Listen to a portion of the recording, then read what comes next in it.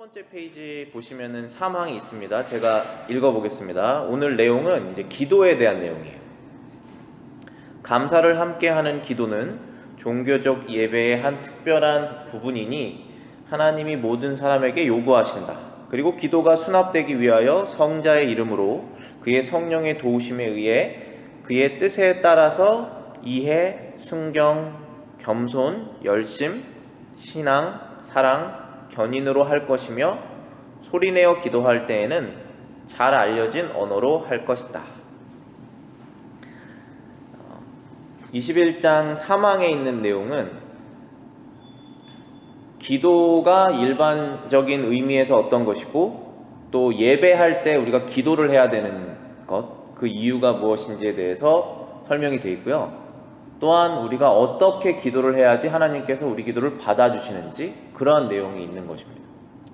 우리 기도해야 된다는 것은 그리스도인으로서 당연히 알고 있는 그런 내용이죠. 근데 예배의 기도가 굉장히 큰 부분을 차지하잖아요. 시작할 때, 끝날 때, 중간에 목회적인 기도, 말씀을 시작할 때의 기도, 말씀을 마칠 때의 기도, 계속적인 기도가 들어가 있잖아요.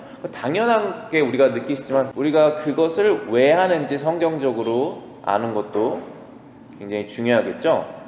그래서 지금 사망에 있는 내용을 정리를 해보시면은 요 네 가지로 이렇게 크게 정리가 될 수 있습니다. 첫 번째는 기도는 예배의 중요한 부분이다. 특수한 의미에서 기도는 기원이나 간구를 하나님께 드리는 것이다. 일반적인 의미에서 기도는 영혼이 하나님과 교제하는 모든 행동이다. 찬송가와 찬양의 시편들은 운율이 있는 음악적으로 소리내는 기도이다. 특수한 의미에서 기도는 기원이나 간구를 하나님께 드리는 것이다. 우리가 잘 알고 있는 기도의 내용이죠. 우리가 우리의 마음속에 있는 간구 그리고 감사 그 내용을 하나님께 이렇게 드리는 것이 기도죠.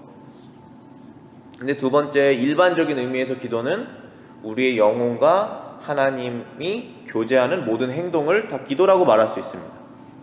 그래서 그리스도인들에게는 기도가 호흡이다 이런 말도 있듯이 우리가 그냥 지나가면서 생각하는 것들 그냥 우리가 스스로 사색하는 것 말고, 사색은 이제 자기 스스로 생각을 하는 것이잖아요. 그런 것 말고 나 자신, 나의 인격과 그리고 이 온 우주에 가득 차 계신 그 하나님, 이 세상을 창조하신 그 하나님을 생각하면서 제가 그분에게 말하는 거 있잖아요.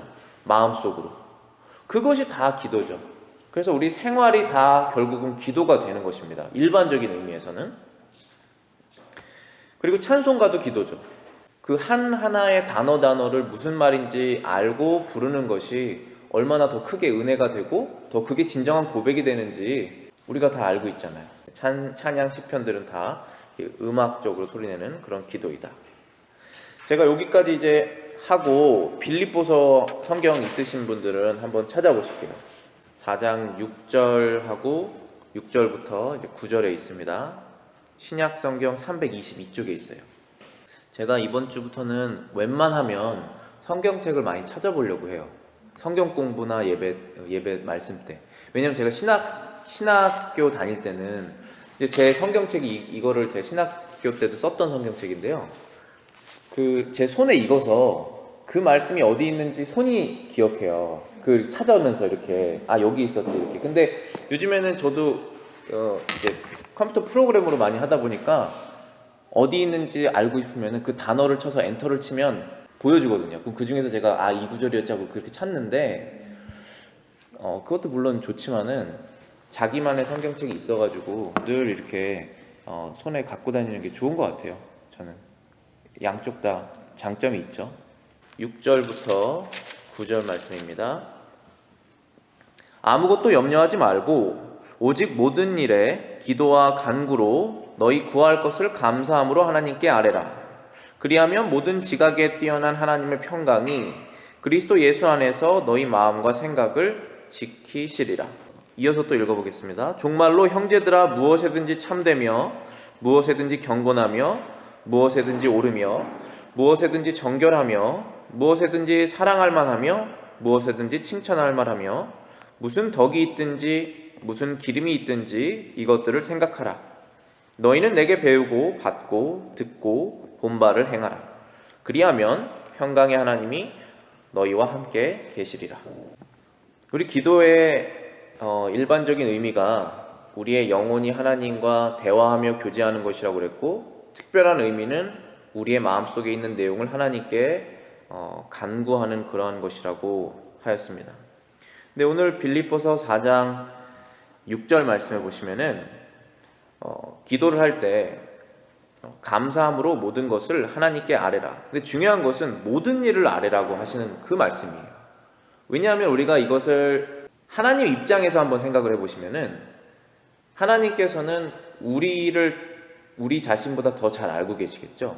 그래서 지금 제가 처해 있는 상황이 무엇인지 정확하게 아시는 분이 하나님이시고, 우리는 어느 정도 알고 있는 것이고, 우리 마음도 그래요. 우리 마음도 제가 정확하게 해석할 수 없을 때가 있잖아요. 제 마음속에 거짓도 있을 수 있고, 두려움도 있을 수 있고, 불안도 있을 수 있고, 여러 가지 가식도 있을 수 있고, 진실하려고 하지만 그렇게 못하게 되는 경우들이 있습니다. 내 스스로 아무에게도 말하지 않고 그냥 나를 내가 판단할 때. 근데 하나님께서는 그게 없으세요. 그래서 우리가 하나님께 어떠한 것도 숨길 이유가 사실은 없는 거예요. 생각을 해보면. 그렇기 때문에 하나님께서는 모든 것을 다 말해라. 말하는 것을 하나님께서 원하시는 거예요. 근데 우리가 때로는 그 말하는 게 쉽지가 않죠. 왜냐하면 우리의 죄성 때문에 말을 하기가 어려워요. 하나님께 두렵고 부끄럽고 그런 여러 가지 감정 때문에. 그러나 하나님께서는 우리가 하나님께 모든 것을 터놓고 얘기하는 것을 가장 원하시는 것입니다. 근데 그것을 이게 드릴 때 염려하지 말고 너희가 원하는 것 구하는 것을 감사함으로 하나님께 다 아뢰라. 그러면 모든 지각에 뛰어난 하나님의 평강이 그리스도 예수 안에서 너희 마음과 생각을 지키시리라. 7절 말씀에 보시면은 모든 지각에 뛰어난 하나님의 평강이 이 부분을 어떻게 이해하셔야 되냐면 이렇습니다. 하나님께서 우리에게 주실 수 있는 평강이 있죠. 그 평강은 영어로는 peace예요. 우리 마음속의 평화로움입니다. 근데 이 평화로움은 세상이 줄 수가 없어요. 그래서 예수님께서 세상이 줄 수 없는 평안을 내가 줄 것이다 라고 말씀하셨죠. 그런데 왜 세상이 줄 수가 없느냐, 그리고 하나님만 주실 수 있느냐 하면은 세상은 우리가 이해한 만큼만 우리가 이해가 됩니다. 그래서 제가 이해가 안 되면 그것이 불안으로 계속 가게 돼 있어요. 그런데 하나님이 주시는 평강은 무엇이냐면은 나의 이해를 넘어서는 평강이거든요. 이 세상이 내가 원하는 대로 되지도 않고 지금 무슨 일이 일어나는지도 잘 모르겠고, 이해가 안 되면은, 사람은 이해가 안 되면 굉장히 불안할 수밖에 없습니다. 왜냐하면 계획을 우리가 세워야 되기 때문에. 그런데 사실 계획한 대로 되지가 않아요. 그렇기 때문에 늘 불안한 존재입니다. 그래서 세상이 줄 수가 없는 거예요. 왜냐하면 내가 세상에 있는 모든 철학을, 지식을 다 모아도 세상이 이해가 안 되기 때문에. 그래서 걱정하지 말고, 또 불안해하지 말고, 또 불만을 드러내지 말고 하나님께 감사함으로 다 모든 것을 아뢰면 너의 지식, 너의 이해를 넘어서는 하나님의 평강이 너희들에게 주어질 것이고, 그 다음에 너희들의 마음과 생각이 지켜질 것이다, 흔들리지 않을 것이다 라는 그 말씀이에요. 이 기도라는 것을 제가 설명하다가 좀 다른 부분을 이제 말씀을 드렸는데, 이 기도는 결국은 우리의 모든 것을 다 하나님께 말씀드리는 것입니다. 자, 그러면 두 번째, 다시 우리 프린트물로 들어오셔가지고 두 번째 내용은 기도는 모든 사람에게 요구된다. 기도는 하나님을 믿는 사람에게 요구되고, 또 두 번째, 기도는 하나님을 모르는 이방인들에게까지도 요구된다 입니다. 하나님 믿는 사람들이 기도를 해야 된다, 요구가 된다라는 것은 사실 말할 이유가 없이, 우리가 두 번 말할 필요가 없이 다 우리의 마음속에 기도가 필요한 것을 다 알고 있습니다. 근데 때로는 우리가 필요한다는 것을 알면서도 기도하지 않을 때 있죠. 그래서 요구된다는 것을 아는 것이 반드시 필요하긴 하죠. 기도가 요구구나, 나의 의무구나 아는 것이 중요합니다. 근데 하나님을 모르는 이방인들까지도 기도를 드려야 된다라고 성경은 말하고 있어요. 그 이유를 이제 3가지로 적어놨는데, 첫 번째는 바른 일을 행하는 도덕적 능력이 의무의 척도가 되지 않기 때문이다. 뜻은 하나님 앞에 도덕적으로 온전한 사람만 그 도덕적 의무를 지켜야 된다는 것은 아닙니다. 기도라는 것은 사람에게 부여된 특권이자 의무인데, 도덕적으로 하나님께 나설 만한 사람만 그 의무를 지켜야 된다는 것은 아닙니다. 그래서 하나님의 자녀뿐 아니라 세상 모든 사람도 어떠한 상황에 있든지 기도를 해야 된다는 것이죠. 정말 처절한 상황에 있는, 심지어 어떤 감옥에 들어가 있는 그 사람도 기도를 해야 될 의무가 있는 것입니다. 자, 그럼 기도의 필요성을 사람이 어떻게 느끼느냐 하면, 기도의 필요성과 그 의무는 사람이 타고난 하나님과의 관계에서 생기는 것이다. 자, 제가 예를 들어서 무신론자라고 한번 어떤 사람을 칭해 볼게요. 무신론자라는 것은 사실은 거짓이에요. 성경에 의하면은 모든 사람은 하나님이 있다는 것을 마음속으로 알고 있는데, 그것을 그 진리를, 그건 진짜예요. 그 진리를 마음속에서 누르고 있다라는 표현을 쓰세요. 로마서 1장에 보시면. 그 성경 구절에 의하면 그 말이 진리이기 때문에 나는 세상에 초월적인 존재가 없다라고 말하는 사람은 다 이제 스스로를 속이는 것인데, 그 사람이 스스로를 속이지 않고 스스로 진실된다면 무언가를 찾게 돼 있습니다. 그 존재를 찾게 돼 있어요. 자기 위에 있는 존재를. 그게 그 사람의 본성이에요. 사람은 영적인 존재죠. 우리가 밥만 먹어서 살 수 없어요. 사랑도 받아야 되고, 지식도 얻어야 되고, 지혜도 있어야 되고, 계획도 있어야 되고, 사람과의 연대도 있어야 되고, 모든 것이 다 있어야 되는 존재인데, 그것이 왜 있냐 하면 하나님의 형상으로 지음을 받았기 때문에 그래요. 그래서 사람은 이 온 세상의 모든 만물 중에 유일하게 하나님의 형상을 갖고 있어서 그 본성 자체가 비록 원죄로 잃어버렸지만 남아 있어서 자연스럽게 하나님을, 그 초월적인 존재를 찾는 종교적인 존재입니다. 그래서 자기 본성이 내가 왜 기도를 해야 되고 기도가 필요한지를 알고 있어요. 도와주세요라는 말을 하게 돼 있다는 거예요. 감사하다라는 말을 하게 돼 있다는 것입니다. 그게 그 사람의 본성이에요. 그리고 3번째 이유로는 하나님께 드리는 기도의 필요성과 의무는 사람의 타고난 양심이 알고 있다. 비슷한 내용이죠. 자기 양심에 솔직하면 할수록 내가 하나님께 기도를 드려야 되는 그 이유와 그 필요가 무엇인지 자기 스스로 알고 있습니다. 왜냐하면 감사가 그것이잖아요. 만약에 제가 모든 걸 다 했으면 누구에게 감사를 하겠어요? 그냥 나 스스로를 높일 뿐이겠죠. 그렇지만 제가 다 하지 않았다는 것을 제가 너무나 잘 알고 있기 때문에 감사를 드릴 수밖에 없죠. 제가 늘 예로, 정말 직접적인 예를 말씀드리잖아요. 여러분이 나 지금 1초에 60번 숨 쉬어야겠다, 100번 숨 쉬어야겠다 생각하지 않으시잖아요. 근데 숨을 쉬어야 뭘 하실 거 아니에요. 앉아있든 어딜 가든 뭐를 먹든 뭐를 계획하든 무슨 일을 하든 숨을 쉬어야 하실 거 아니에요. 근데 내가 스스로 숨 쉬고 있지 않다는 것을 알고 있기 때문에 천적으로 하나님께 감사를 드리는 것이죠. 그건 아주 직접적인 것이고, 또 아주 또 일반적인 거로는 우리가 계획을 세워도 여러 가지 주변 상황들이 있잖아요. 예를 들어서 운전을 한다. 근데 운전을 했을 때 제가 운전을 잘해도 옆차가 끼어들어서 사고가 날 수도 있잖아요. 근데 아무런 문제 없이 제가 원하고 계획한 시간에 가서 원하는 일을 하고 돌아왔으면 얼마나 많은 우연적인 사건들이 다 피해 나가서 그것을 할 수 있었겠어요. 그런 걸 생각을 한다면 우리의 양심상 당연히 하나님께 감사를 드려야 되는 것이 맞다라는 것입니다.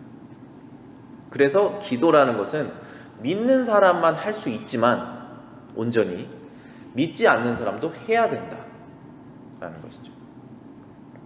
우리 누가복음 한번 찾아보실게요. 누가복음 11장 1절부터 13절입니다.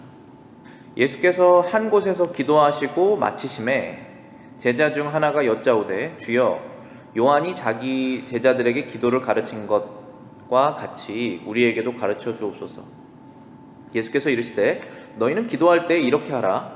아버지여 이름이 거룩히 여김을 받으시오며 나라의 마옵시며 우리에게 날마다 일용할 양식을 주옵시고 우리가 우리에게 죄 지은 모든 사람을 용서하오니 우리 죄도 사하여 주옵시고 우리를 시험에 들게 하지 마옵소서 하라.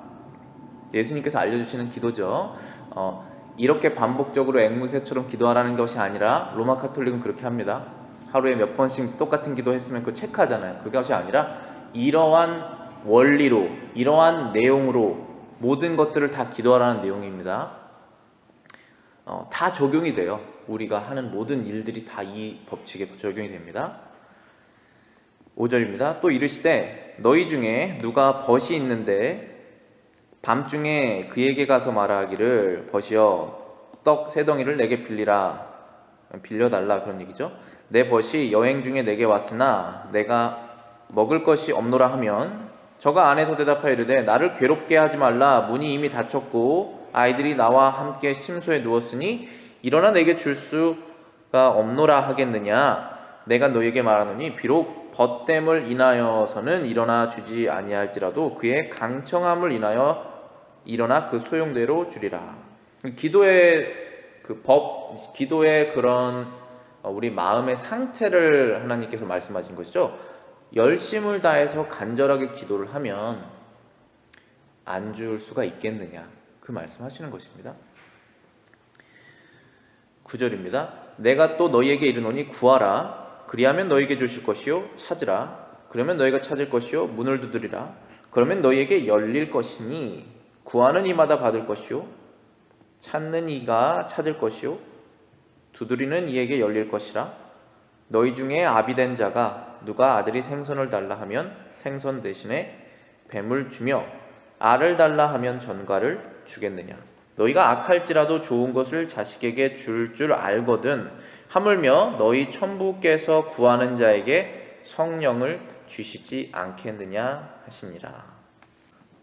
하나님께서는 우리에게 기도를 하라고 요구를 하세요. 이 요구는 우리의 의무입니다. 근데 의무가 우리에게 특권이고 우리가 감사할 내용이죠. 그래서 9절부터 말씀하시는 내용은 하나님께서 기도 받을 준비가 되셨으니 내가 너희들의 기도를 듣기를 원하니 계속적으로 기도를 하라는 말씀이세요. 구하면 찾게 될 것이다. 그리고 우리가 이제 다음 시간에 함께 나눌 건데요. 기도를 우리가 할 때 하나님께서 받아주시는 기도는 이제 아버지로서 하는 기도죠. 우리가 아들과 딸로서 하는 기도를 하나님께서 받아주시겠죠. 여기에서도 비유가 아비 된 자가 좋은 것을 주지 않겠느냐. 악한 사람도 자기 아들에게는 좋은 것을 주는데 이 세상에서 가장 선한 내 자신이 아들에게 딸에게 좋은 것 주지 않겠느냐라고 말씀하시는 것입니다. 그래서 여러분이 하나 확신하셔야 되는 것은 무엇이냐면은 마인드 컨트롤이 아니에요. 그냥 마인드 컨트롤은 내 상황이 안 좋은데 긍정의 힘으로 이겨내는 거예요. 그게 불교에서 하는 거예요. 참선이에요. 상황은 힘든데 이 상황은 다른 사람보다는 덜 힘든 거야. 아니면 이렇게 마인드 컨트롤 하든지, 아니면 옛날보다는 좀 나아졌지 이렇게 마인드 컨트롤 하든지, 아니면은 더 나빠질 수도 있겠지 하고 마인드 컨트롤 하든지, 그게 마인드 컨트롤이죠.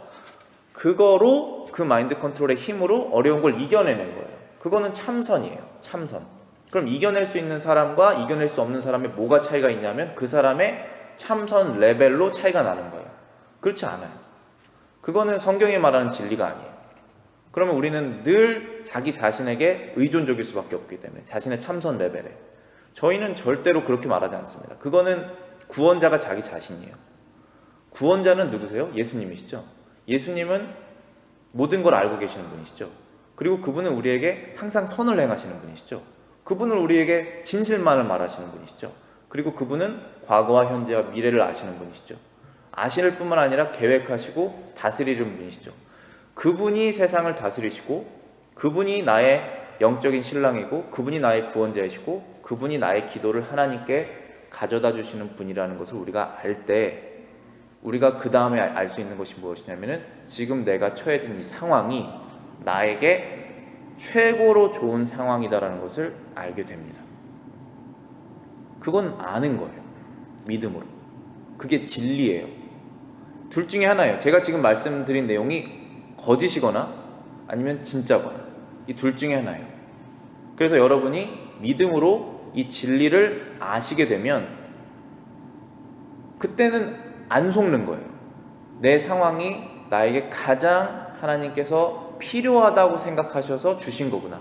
근데 이제 속게 되는 이유가 무엇이냐면은 그 하나님의 지혜보다 내가 더 높이 있을 때 속게 돼요. 높이 있다고 생각했을 때.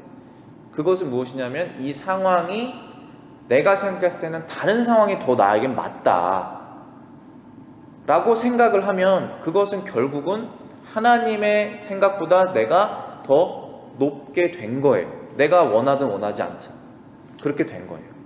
그러면 저는 이 진리를 그 다음부터는 모르게 돼요. 그리고 없는 이상적인 어떠한 상황을 계속 찾아 나가는 거예요. 그래서 세상의 유토피아를 만들려고 하죠. 그때부터는 우리 인생의 카오스가 찾아오는 거예요.